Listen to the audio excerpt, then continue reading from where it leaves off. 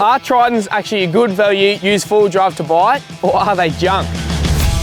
Today on Buying Used, we're looking at the MR and the MQ Triton. Keep watching because we're going to show you exactly what to look for in a used Triton. The good, the bad, and there's even a model that you should avoid at all costs because after you buy it, it could cost you thousands. In 2015, Mitsubishi kicked off the new generation of Triton with the MQ model. Now this thing had a vast amount of improvements over previous models. It ran through to 2018 and then the MR was brought out. The MR was mainly just a styling overhaul, but it did come with a new transmission. There's many different models and trims available in the MQ and MR Triton, but here's the 4 main ones to keep in mind. Starting off with the different levels, you've got the GLX, which is the total base model. You've got the GLX Plus, which has got a few cosmetic changes. Then you've got the GLS. This has got the Super Select full drive system. And lastly, there's the GSR model. This is only available in the MR model and comes with a factory rear diff lock and bigger front brakes. As for which one we'd go for, we'd probably pick the GLS MR Triton.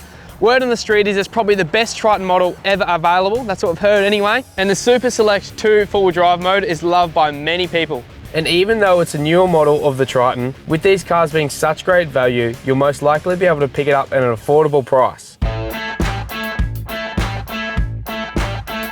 Now we're getting into the nitty gritty for you guys. First up, we're going to take a look at the engine. The previous model to this, the MN, did have a lot of engine problems, and this is likely the reason why Tritons have such a bad rep. But the MQ and MR came out and fixed a lot of the problems with their new engine. Check out the previous video on the MN Triton if you're planning on buying one of these. Unlike most other models we've talked about in this series, there was really only one engine option available for the MQ and the MR Triton, and that was a 4-cylinder, 2.4 litre turbo diesel engine. Now, you could get these in a 2.4 litre petrol, but that was mainly in the 4x2s between 2015 and 2018. For the most part, these 2.4 litre turbo diesel engines in the Tritons have actually been pretty reliable with only a few minor issues. One of the main issues on the earlier MQ Tritons is the turbo manifold. They were prone to cracking around the 100,000 kilometre mark due to being a little bit thin. But the good thing is with all the later model MQ and MR Tritons, the turbo manifold was replaced with a better quality item and the cracking problem was null and void. But if you're looking at buying one pre-2018, it could still be a problem. Unfortunately, this is a hard problem to look for without taking the manifold off, as the cracking is normally very hard to see. One way to see this without taking the manifold off would be checking for excess soot around the turbo manifold area. This would mean exhaust gas is leaking and sign of a leak, or when the vehicle is running and you're driving, there could be a ticking sound or a bit of a squeal when it's on boost. But the good news is access to the turbo and the manifold is actually super easy, so it's not going to be too big of a job to get that thing swapped over. Another common problem on the MQ and the MR Tritons was the intercooler hoses. The factory ones would just commonly split, and on some of the later model MR Tritons, there's actually one incorrectly fitted hose and it could rub through on the power steering belt. This could be a real pain in the butt if it happened at an inconvenient time, but the good news is there's plenty of aftermarket options available, much more tougher, heavy duty ones, so grab a set of them, chuck them on, and you'll have no more dramas. Another intercooler issue, this one is just for the MR Tritons, is some of the intercooler fittings were sealed by an O-ring. Now these could leak once they got oil past them, and if the oil is getting past, your boost pressure is going to get past too. The good news is most of these were fixed under warranty if the owner caught up on it. If the owner hasn't caught up on it and it becomes your problem, it's not the end of the world. You can get heavy duty fittings that won't make it leak, but it's just one thing to look out for. Now, if you want to look out for some of these intercooler issues yourself, what the intercooler does is basically connects the turbo to the engine and does some cooling in between. So you're going to look for the outlet of the turbo down there. There's going to be a pipe going from there down to the intercooler. Check both those connections. Come over the other side, check the outlet of the intercooler, inlet of the engine. If there's no oil around there, happy days, you've got no leaks, your hoses are good, and you can be getting all your boost. As with most modern diesels, carbon buildup in the intake can be a problem. Now, there's not too many reports of it actually being a problem on these 2.4s, but obviously the quick easy fix is a bit of an EGR cheat, or maybe even a catch can. Now, if these aren't fitted to the car you're looking at, it's not the end of the world, but it could be something to add first to the top of your mods list. We've got the Triton up on the hoist out the back of Off-Road Pros now, and this leads us to one of probably the biggest dramas I've found with the Triton. This is automatic, we've got up on the hoist here, 5-speed automatic. Can't really find too many problems with them, but they do come with a 6-speed manual. and from what I've heard, these things can be riddled with problems. Mainly third gear is the drama, the synchros, and then popping out of third gear. If this happens to you, it's a pretty big problem. You got to pull the whole gearbox out, and what that means is you got to put a new one in or get yours recode and rebuilt. But the thing is, that couldn't be the end of your problems. I've heard of it happening time and time again with some of these manual gearboxes. It is luck of the draw though. I've also heard of some Triton owners who have never had a drama with their manual gearbox. So what I recommend is if you're looking at buying a 6-speed manual, maybe jump in it, take it for a drive, load it up in all the gears, hold your hand against it, see if there's any vibrations or clunks, see if it pops out of third gear. If it doesn't, well, you got yourself a good 6-speed manual. And if it does, if you're not too mechanically minded, that could be a reason not to buy the vehicle. With this being such a big issue, we would urge you to stay far away from any manual model of the MQ or MR Triton, especially if the model you're inspecting is showing any of these troubling signs. The problems and stress that come along with this unreliable gearbox just isn't worth it. Most of the higher model Tritons come with what's called Super Select four-wheel drive. This in here, it's an actuator on the back of the transfer case. It means you can go from 4 high to 2 high on the run, up to 100 kilometers an hour. Also, it's super easy to get into low, but you do have to slow down quite a bit for that. And the best part about these high models with Super Select is they come with a factory rear diff lock. Now that is super handy off-road. Even if it is backing your caravan into a campsite, it's handy to lock those back two wheels together. One thing Tritons are definitely known for in the earlier models is bending the chassis, but the good news for you guys is in the MR and the MQ Tritons, Mitsubishi has beefed up the chassis here where it normally bends. There's a little bit more bracing and they've added a longer leaf spring. In saying this though, there's always a chance you can bend the chassis no matter what car you're in. So if you plan on towing heaps or putting heaps of weight on the back, maybe you should look into a little bit of chassis bracing and suspension upgrade, and you'll definitely know you're going to be safe then.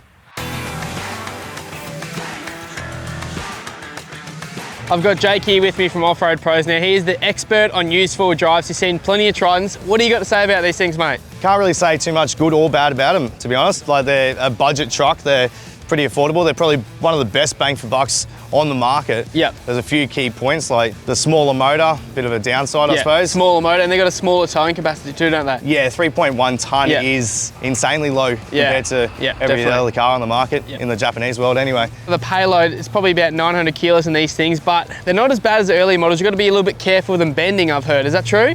It is, yeah, particularly with the earlier models, but these ones still have a tendency of flexing probably way too much. But people obviously put like 900 in the tray, and then they put the 3.1 out the back as well. So you can't really do both at the same time. You should do either like 3.1 or the 900. I know it's rated for it, but that's when they, there are other cars that you can overload. This is probably definitely not one of them.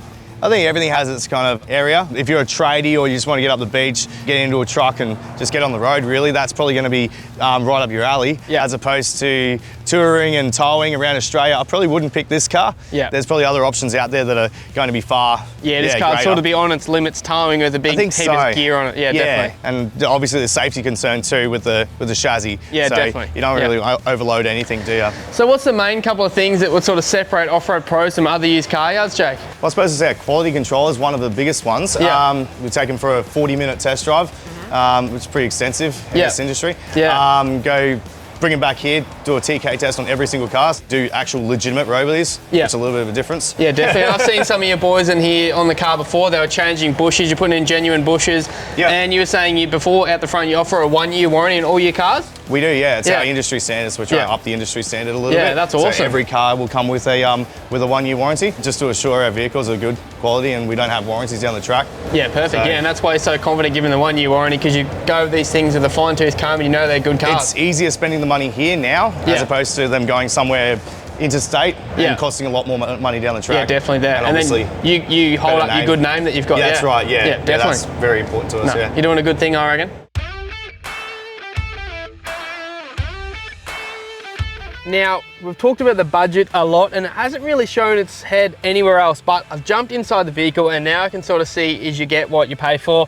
It does feel quite plastic fantastic in here. It sort of doesn't feel like a 2018 model car.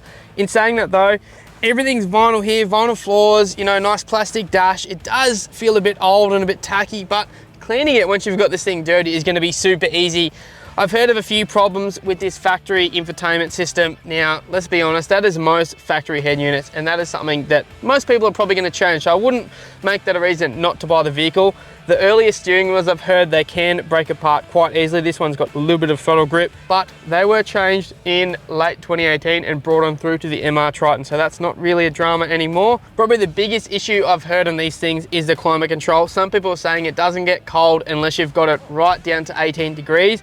That is a factory issue that you can be fixed. Most of them are fixed under warranty. If not, it is something Mitsubishi knows about and they're on top of it. There is a part to fix it. But the good thing is most of these issues like the seats, the steering wheel, the head unit, they're all sort of things that can be fixed with some aftermarket mods, and us four-wheel drivers love nothing more than aftermarket mods.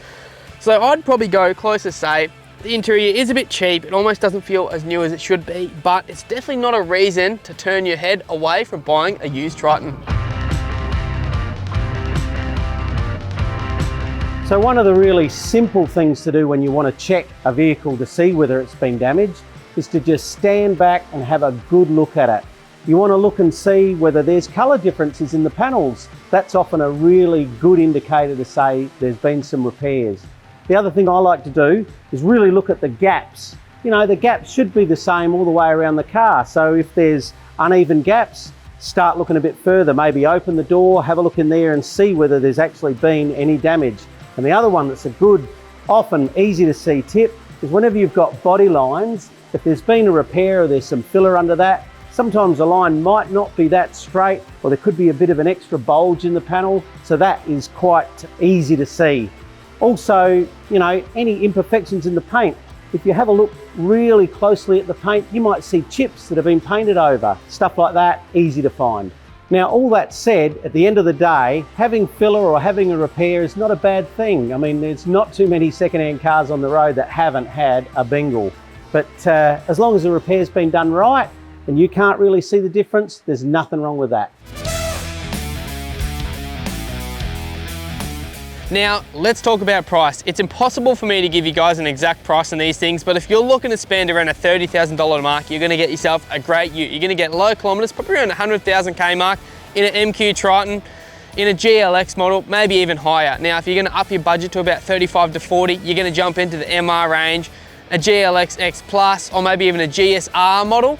Going to be lower kilometers, but there is so many bargains available. This is one of the best examples I've found down here at Off-Road Pros today. This is a 2018 MQ Triton. It's got 220,000 on the clock. Now, it is higher in the Ks, but this thing looks immaculate. We've had it up on the hoist, we've looked under the bonnet, and the price of this thing is $20,000. The price there really talks for itself. It just goes to show that these Tritons can be great value for money. Overall, the MR and the MQ Triton stack up great for value and features in today's market. Now, they have had a couple of problems, as most vehicles do, but the good news is these cars have been out for many years now, so there's heaps of aftermarket fixes and upgrades and accessories out there available for them. But how about you guys? Let us know below in the comments what you think of the Triton. Is there anything we missed? Is there anything you got to say about these things? Anyway, for now, that's all for me. I'll see you on the next one.